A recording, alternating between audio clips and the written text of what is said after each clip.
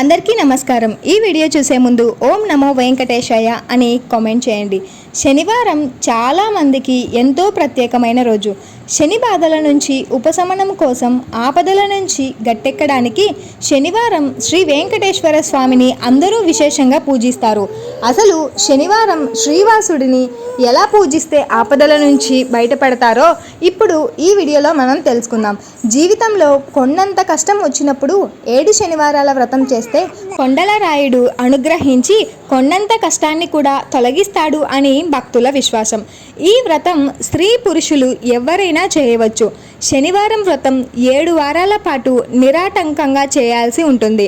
ఆడవాళ్లకు ఇబ్బంది వచ్చినప్పుడు ఆ వారం విడిచిపెట్టి ఇంకొక వారం చేయవచ్చు।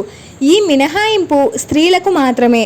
పురుషులు ఒకసారి వ్రతాన్ని మొదలు పెడితే అంతరాయం లేకుండా 7 వారాల పాటు చేయాల్సి ఉంటుంది। 7 శనివారాల వ్రత పూజా విధానం।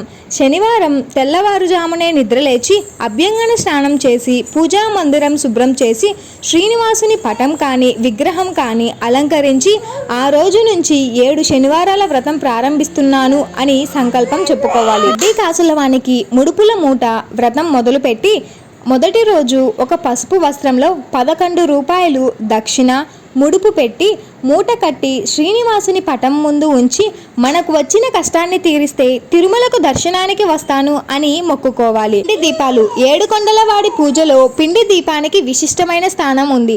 తిరుమల శ్రీనివాసుని దర్శనానికి వెళ్ళి వచ్చిన వారు కూడా తమ ఇంట్లో పిండి దీపం పెట్టుకోవడం సాంప్రదాయంగా భావించే తెలుగువారి కుటుంబాలు ఎన్నో ఉన్నాయి। పిండి దీపం కోసం ముందు రోజు రాత్రి పావుషేరు బియ్యాన్ని మడిగా నీటిలో నానబెట్టి ఉంచుకోవాలి। మరుసటి రోజు ఉదయాన్నే నానబెట్టిన బియ్యాన్ని వడకట్టి ఆ బియ్యంతో బియ్యం పిండి తయారు చేసుకోవాలి। బియ్యం పిండిలో కొంచెం ఆవు నెయ్యి బెల్లం వేసుకొని పిండి ప్రమిదలు తయారు చేసుకోవాలి। 7 కొండల వాడికి 7 ఒత్తుల దీపం ఎలా చేయాలో తెలుసుకుందాం। ప్రమిదలో 7 ఒత్తులు వేసి ఆవు నేతితో వెంకటేశ్వర స్వామి ఎదుట దీపారాధన చేసి నమస్కరించుకోవాలి। అనంతరం వెంకటేశ్వర స్వామిని అష్టోత్తర శతనామాలతో అర్చించాలి। గోవింద నామాలు చదువుకోవాలి। స్వామివారికి కొబ్బరికాయ కొట్టి శక్తి కొలది నైవేద్యాలు సమర్పించి నీరాజనాలు ఇవ్వాలి। వ్రతం చేసేవారు ఈ నియమాలు పాటించాలి। వ్రతం చేసేవారు శనివారం రోజు తినే ఆహారంలో ఎట్టి పరిస్థితుల్లో కూడా నూనె వాడకూడదు।